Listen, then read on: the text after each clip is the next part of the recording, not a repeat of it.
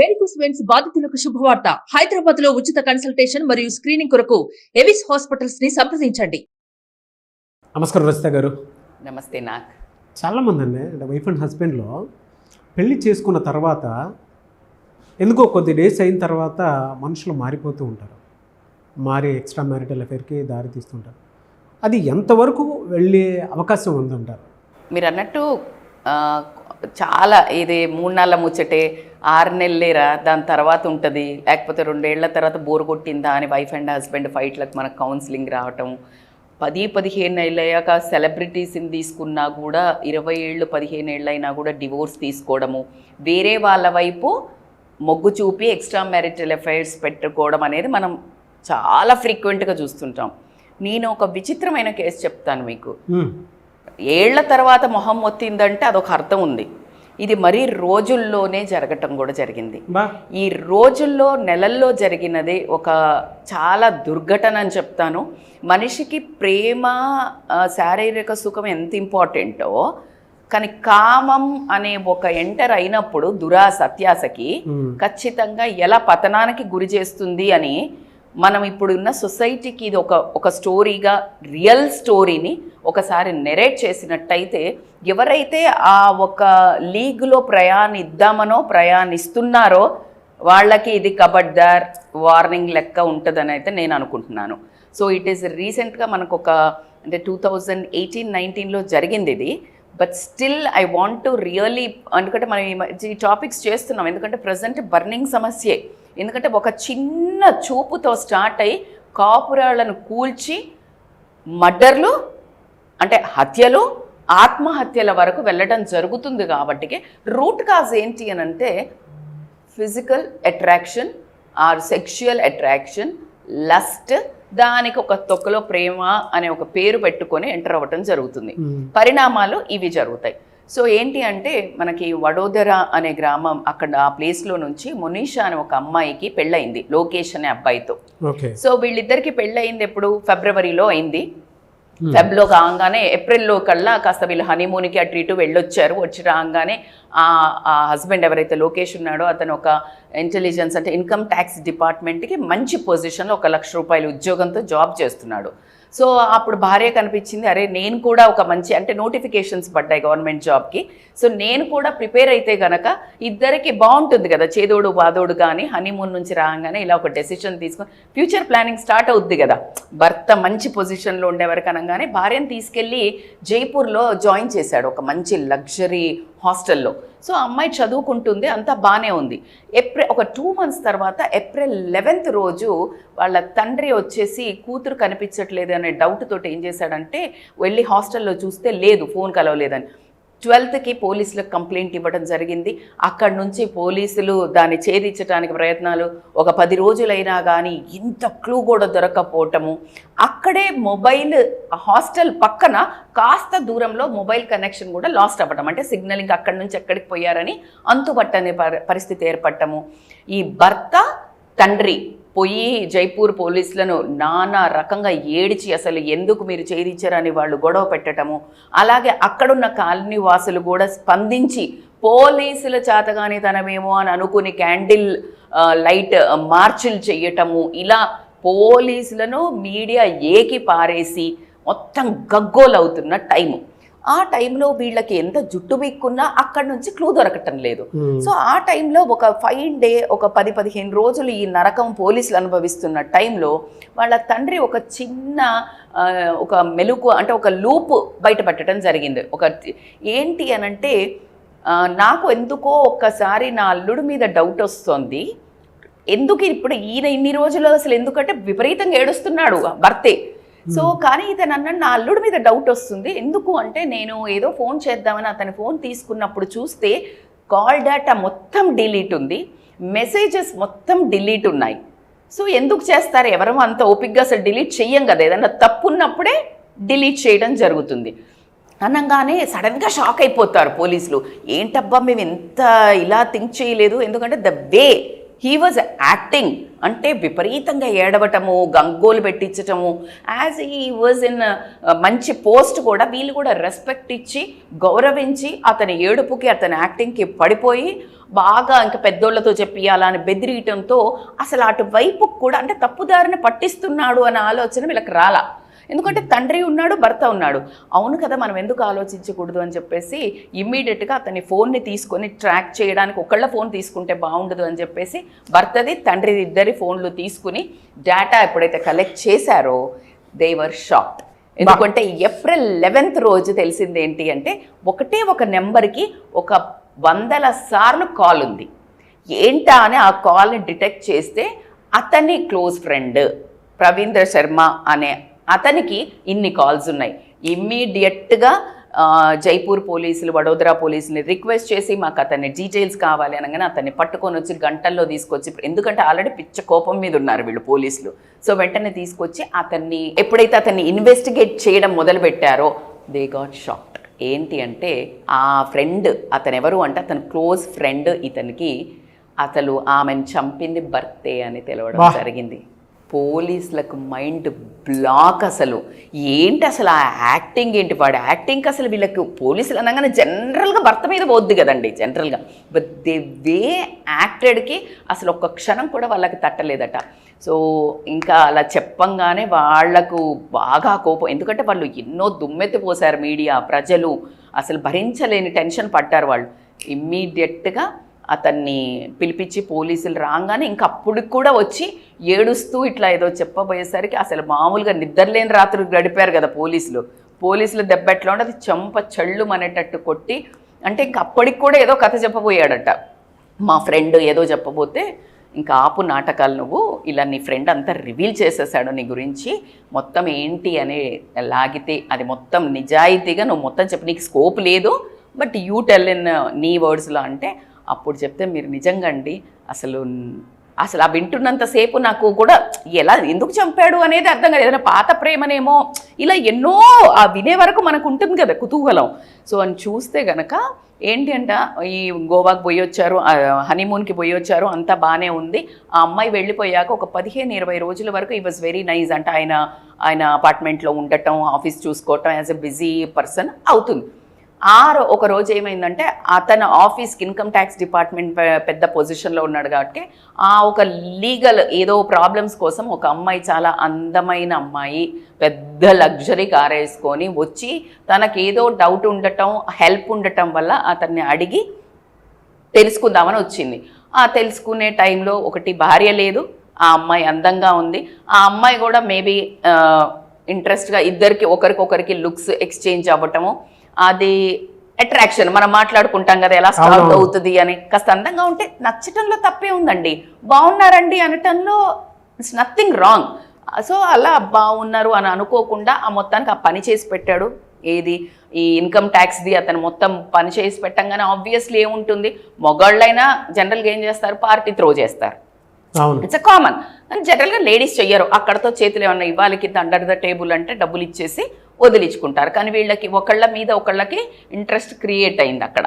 ఎందుకంటే ఈ వైఫ్ లేదు, ఈ అమ్మాయికి పెళ్ళి అవ్వలేదు, అతను బాగుంది కదా, ఈ అమ్మాయి వైపు అయితే అసలు మొత్తం ఏమి లేదు, ప్రాబ్లం లేదు. సో వీడికి ఆ అమ్మాయి లేదు ఇక్కడ. సో ఇంకెట్లా ఉంటుందండి, ఎట్లా ఏమంటారు, అది కంచె తీసేసిన గాడిదలాగా మొత్తం జంతువులాగా ఇంకా ఇమ్మటే ఆ అమ్మాయి దగ్గరికి అట్లా నైట్ డిన్నర్కి వెళ్ళడం జరుగుతుంది. అండ్ దే బోత్ అంటే ఇద్దరు ఇష్టంతో కన్సెంట్ తోటే ఆ అమ్మాయితోటి ఫిజికల్ రిలేషన్ ఏర్పడడం జరిగింది. ఇక ఎట్లా ఉంటుందండి, అదో మత్తు. నేను ఎప్పుడు చెప్తాను మీకు, ఒక డ్రగ్ లాగే అది. ఒక రోగం పట్టిందంటే దానికి ఎన్ని పెస్ట్ కంట్రోల్ కొట్టినా పోదు అన్నట్టు అది కన్ను మిన్నుగా అనకంటే దే స్టార్టెడ్ ఎంజాయింగ్ టూ మచ్గా. అట్లా ఇక ఆ ఫిజికల్ అట్రాక్షన్లో మొహం మొత్తే వరకు ఎట్లుంటుంది, నాకు నువ్వు నీకు నేను అని ఇంకా అసలు వాదాలు ప్రమాణాలు ఇక మొత్తం దునియాని మర్చిపోయి పైశాచికంగా ఉండే ఆ క్వాలిటీని కాస్త పిచ్చి అంటారు కదా. ఎలా అండి, అంటే జనరల్గా అంటే ఆ మత్తులోకి వెళ్ళిపోయి ఉంటారు కదా, దాని నుంచి బయటపడాలి అని అంటే ఎలా అండి అసలు జనరల్గా? సో మనకు అది బయటపడాలి అంటే మనం ఆల్రెడీ పెండింగ్ ఉన్నాము మనోళ్ళకి. ఈ స్టోరీ అయిపోయాక నేను ఎప్పుడు చెప్తాను అని చెప్తాను. సో కట్ చేస్తే ఇది చాలా చూడండి, పెళ్ళి అయ్యాక వైఫ్ ఒక మంచి పర్పస్, కుటుంబాన్ని నిలబెట్టడానికి వెళ్ళింది. వీడి కలాపాలు చూడండి. ఆ అమ్మాయికి పెళ్లి కాలేదని చెప్పాడంట. సో అది కట్ చేస్తే సరే నువ్వే నాకు కావాలి, ఎందుకు అంటే ఈ అబ్బాయికి కూడా బాగా నచ్చింది, అందంగా ఉంది, పిచ్చి డబ్బు అంట. ఈయనకి ₹1,00,000 ఉద్యోగం. కానీ ఎలా ఉందంటే, నేను మీకు ఒక మాట చెప్తాను ఇక్కడ, ఎలా ఒక నానుడు ఉంది ఇంగ్లీష్లో, వెన్ అంటే why to settle with a donkey when you can have a horse అన్నట్టు. ఈ అమ్మాయి తెలివి కల్లది, అందమైంది, మంచి ఫ్యామిలీ నుంచి వచ్చిన మునష నచ్చి చేసుకున్నాడు. డాంకీ నడుస్తుంది, కానీ వీడికి కనిపించింది ఏంటి, హార్స్ లాగా గుర్రంలాగా పరిగెత్తే అద్భుతంగా అందంగా ఉంది, చక్కటి మోడర్న్ డ్రెస్సులు వేసుకుంటుంది, చాలా హాట్గా ఉంటుంది, అండ్ డబ్బు విచ్చలవిడి డబ్బు. ఒక రోజు హోటల్లో 2 లక్షలు కూడా పెట్టి ఉండే అంత రిచ్ అమ్మాయి. సో ఆబ్వియస్లీ ఏమనిపిస్తుంది, నువ్వు నన్ను పెళ్లి చేసుకో ఎట్టి పరిస్థితుల్లో అనే అమ్మాయి ఇంట్లోనే ఉండటం మొదలుపెట్టాడు. సో దెన్ ఆ అమ్మాయి నన్ను పెళ్లి చేసుకోవాలి, నువ్వు లేకుండా ఉండలేను అని చెప్పింది. అందుకని ఇప్పుడు డివోర్స్ ఇద్దామా, మనం వెంటనే ఏమంటాము, అరే ఇష్టం లేకపోతే వదిలేరా బాబు అని అంటే కొంతమంది కామెంట్లు కూడా అట్లా వదిలేమని చెప్తారు మీద, రే బాబు ఇలాంటివే జరుగుతాయి. ఎవడు డైవర్స్ అడిగితే ఇచ్చి దొబ్బండి, వాడు లేకున్నా బతుకుతాడు, ఇది లేకున్నా బతుకుతారు, ప్రాణాలతో బతుకుతారు, మీ తల్లిదండ్రి ఉన్న వాళ్ళతో బతుకుతారు, మీ అన్న తమ్ములు మీకోసం ఉన్నారు. ఇది ఒక రిలేషనే కాదు కదా. ఎవడు వద్దు అని చేశారు. సో వద్దు అన్నప్పుడు డివోర్స్ ఇచ్చి పడేయాలి, అంతేగాని ఇది చూడండి అసలు ఎక్కడికి తీసుకెళ్ళిందో వాడి దరిద్రాన్ని. సో అందరూ నన్ను తప్పు పడతారు డివోర్స్ అడిగితే, ఎందుకంటే షీస్ బ్యూటిఫుల్, షీస్ ఇంటెలిజెంట్, మంచి ఫ్యామిలీ, కోరి చేసుకున్నాడు, అడగటానికి ఒక మ్యాటర్ ఉండాలి కదా. అందుకని అలా కాదు, ఇంక ఈ అమ్మాయిని చంపితే కానీ నాకు విముక్తి లేదు, ఎందుకంటే ఇక్కడ హార్స్ లాగా ఉంది ఒక మంచిగా తిజోరి అని చెప్పేసి అనుకున్నాడు. ప్లాన్ చేశాడు. అప్పుడు ఒకరు కావాలి కదా హెల్ప్ కోసం. సో ఒక ఫ్రెండ్ ఉంటాడు ప్రణీంద్ర శర్మ అని, అతన్ని రిక్వెస్ట్ చేసి, ఒరే నువ్వు కనుక నాకు హెల్ప్ చేసి పెడితే నీకు ఒక మంచి గవర్నమెంట్ ఉద్యోగం, అసలు నీకు ఏది కావాలన్నా నేను చేసి పెడతాను అని ఆ అబ్బాయికి చెప్తే, చూడండి ఆశ. మనము జనరల్గా అమ్మాయి ఏదైనా ఉద్యోగం కోసం శరీరాన్ని నమ్ముకుంటే ఏమంటాం, ఎక్స్ప్లాయిటేషన్ అంటాం. మగవాళ్లతో కూడా ఎక్స్ప్లాయిట్ చేయొచ్చు. సో అలా ఒకటి వేసేసాడు, బిస్కెట్ వేయంగానే వీడు పడిపోయాడు. సరే అనుకున్నాడు. ఇతన్ని ఏం చేశాడంట అంటే, ఇంటికి అమ్మాయి జైపూర్లో హాస్టల్ దగ్గరికి పంపించంగానే అతను వెళ్ళి హాస్టల్ ముందు ఉండి ఫోన్ చేశాడంట. ఇతనికి చెయ్యంగానే ఓకే నువ్వు అక్కడ ఉన్నావు కదా అని చెప్పేసి వైఫ్కి ఫోన్ చేసి, చూడు నాకు ఒక ఇన్కమ్ ట్యాక్స్ దాంట్లో చాలా ప్రాబ్లం వచ్చింది, నన్ను హాంట్ చేస్తున్నారు, నాకు ఇష్యూ వచ్చేటట్టుంది, మనకు ప్రాణాలకి ప్రమాదంగా ఉంది. ఇది పెద్దది కదా, ఇన్కమ్ ట్యాక్స్ అంటే పెద్ద వాళ్ళు ఇన్వాల్వ్ అయ్యి ఉండే సమస్య కాబట్టి ఆ అమ్మాయి కూడా నమ్మి నువ్వు నా ఫ్రెండ్ అక్కడ ఉన్నాడు, వాడితో వచ్చేసేయి నువ్వు వెంటనే, మనం కొంచెం సేఫ్గా ఉండాలి అని చెప్తాడు. ఎంత బాగుందండి కట్టుకథ. అజమని నమ్ముతారు కదా, భార్యకి అసలు ఎందుకు వస్తుందో ఆలోచన. వెంటనే తను కొంచెం దూరంలో హాస్టల్కి ఉంటే అక్కడికి వెళ్ళింది. వెళ్ళంగానే నిన్ను ట్రాక్ చేయొద్దుకుండా ఉండాలి అంటే ఫోన్ అతనికి ఇచ్చేసేయి అని చెప్పాడు. ఇంకా అతను అక్కడ నుంచి ఫోన్ డిస్కనెక్ట్ చేసేసాడు, సిమ్ గిమ్ అంతా కొలాప్స్ చేసేసారు. అక్కడ నుంచి తీసుకొని వడోదరకు రాగానే ఇట్లా జస్ట్ ఇంట్లోకి వెంటర్ అవుతుంటేనే ఆల్రెడీ దే ఆర్ ప్లాన్డ్ కదా, వెనక నుంచి ఆ ఫ్రెండ్ రాడ్డుతో కొట్టటము. అసలు చూడండి క్రూరత్వము. అంటే అదే మనిషితో గోవాలో ఫస్ట్ నైట్ చేసుకొని హనీమూన్ చేసుకొని కలలు కానీ ఫ్యామిలీ అని వచ్చినోడికి ఒక చిన్న దురాశ కనిపించంగానే, ఒక తెల్లగా బుర్రగా డబ్బులతో ఉన్న అమ్మాయి మానవత్వం చూడండి. కామం అంటే అది చాలా అంటే చాలా.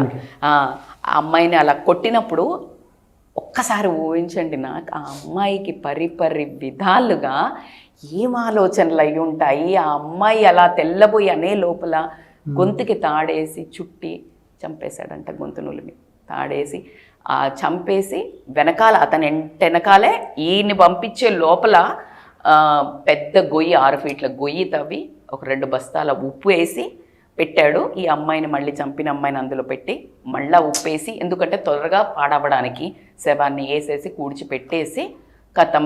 ఇంక ఇది అయిపోయింది కదా, వెంటనే వాళ్ళ నాన్నకు కాల్ చేసి, నేను ఫోన్ చేస్తుంటే మీ అమ్మాయి ఎత్తట్లేదు, ఒకసారి వెళ్ళి చూడండి, నాకు ఏదో కంగారుగా ఉంది అని చెప్తే వీళ్ళ నాన్న వెళ్ళాడు. ఇక్కడ నుంచి డ్రామా స్టార్ట్ చేశాడు మనోడు, యాక్టింగ్ స్కిల్స్.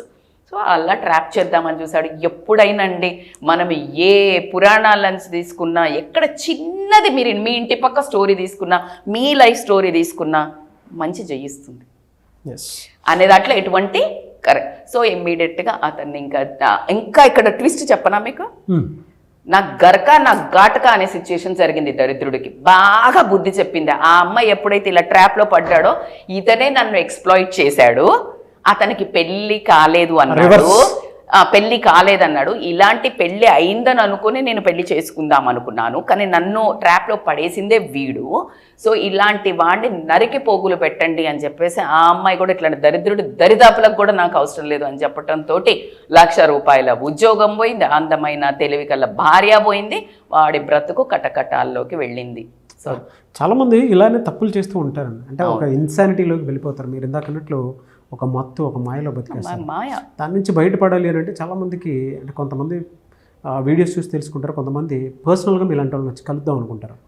మిమ్మల్ని అప్రోచ్ అవ్వాలంటే కౌన్సిలింగ్ కోసం అని చెప్పేసి ప్రాసెస్ ఏంటి, ఎలా approach? They can contact us on online or offline అండి. ఎందుకంటే మీరు అన్నట్టు అసలు పెద్ద పెద్దోళ్ళే ఈ మాయలో, ఆడదాని ఊర చూపులో ఓడిపోని జగాన మొగోడు ఉండడని ఒక పాట ఉంది, మీకు తెలుసు, వినుంటారు, చాలా ఫేమస్ సాంగ్, పాతది. అక్కడ మనం పాత సాంగ్ కట్ చేస్తే నీకు రావణుడు అద్భుతమైన ఇది, అంటే ఫిలాసఫికల్గా అంత మంచి పర్సన్ రావణుడు, is not a bad guy. కానీ సీతను చూసి మోహించి హీ లాస్ట్ హిస్ సెన్సెస్. ఆయనకి రావణుడికి అనే అతను మంచోడికి ఒక అమ్మాయిని చూసి మోహిస్తే అర్థమైందా, శూర్పణఖని పంపే ఎండబట్టే మొత్తం కొలాప్స్ అయిపోయాడు. అంటే ఎవరికైనా ఈ అంతమైతే తప్పదు. So this is a beautiful story to communicate with the recent. So ఎవరికైతే ఇలాంటి దురాలోచన రావణ్లాగా పుడుతుంటాయో అంతం తప్పదు. Wake up call. ఈ వీడియోస్ మనం చేయడానికి ఏంటంటే, boss something is going wrong, ఎవడు వచ్చి చెప్పట్లేదు అనుకోకు, నీకైతే వీడియో చూసినప్పుడు తెలుస్తుంది కదా, అరే నేను రాంగ్ ట్రాక్లో వెళ్తున్నా, ఎందుకైనా మంచిది, ఏదో జరిగేటట్టుంది. So it is a alarm call. Snooze చెయ్యకండి, స్నూజ్ బటన్ నొక్కకండి. Immediately contact to the counsellors to come out of that. ఇది మీరు రాగలుగుతారు అంటే ట్రై చెయ్యండి. ఫుడ్ మంచిదో, స్పిరిచువల్గానో ఏదో ఒకటి ట్రై చెయ్యండి. అంటే యోగానో, ఒక మంచి హాబీ క్లాసో, మీ భార్యతోటి సాన్నిహిత్యం పెంచుకోండి, మీ పిల్లలతో ఎక్కువ అటాచ్డ్ ఉండండి, మొబైల్ని 8, 9 తర్వాత తీసి వైఫై తీసి పక్కన పెట్టండి. ఇవన్నీ అయ్యాయి, మేము చెప్పేశాం. ఇప్పుడు మీకు అవ్వట్లేదు మేడం, నాకు ఒక మనస్సు ఉందే, అది ప్రేమ కానివ్వండి, వ్యామోహం కానివ్వండి, ఏదైనా, then consult somebody's help. You badly need. లేకపోతే ఇలాగ అవుతుంది, ఏదో రకంగా you will fall in to the trap and you will end up in troubles which you can't come. ఇప్పుడేదో మా భార్య గయ్యాలిది, లేదా మా భార్య చూసుకుంటలేదని ఈ పిచ్చి వాటికి పోతే ఏమవుతుందంటే లాస్ట్కి ఇంకా ఒక పెద్ద అగాధంలో పడుతుంది. అంటే ఎట్లా అంటే పెనం మీద నుంచి పోయి పొయ్యిలో పడ్డట్టు అవుతుంది. ఎనీవేస్, ఎవరైనా కౌన్సిలింగ్ కావాలి అనుకుంటే మాత్రం వెంటనే వీడియోస్ చూసిన తర్వాత మేము ఆ మాయలో ఉన్నాము, లేదా మీ హస్బెండ్ ఆ మాయలో ఉన్నారని మీకు తెలిసిన, లేదా మీ వైఫ్ ఆ మాయలో ఎవరో ట్రాప్ చేస్తే ఆ విధంగా అయిందని మీకు తెలిసినా మాత్రం వెంటనే రజితా మైనంపల్లి గారిని కలవాలి అనుకుంటే, కౌన్సిలింగ్ తీసుకోవాలి అనుకుంటే స్క్రీన్ మీద మీకు కాంటాక్ట్ నెంబర్ కనిపిస్తుందని మీరు కాల్ ఆర్ మెసేజ్ వాట్సాప్ చేసి వెంటనే ఎన్రోల్ చేసుకోండి. యాజ్ యూజువల్ అండి, వాళ్ళకి మీరు ఎలాగో టైం ఇస్తారు కాబట్టి given very good content. Thank you అండి, thank you so much Rajitha Mynampally గారు. Thank you so much. నాకు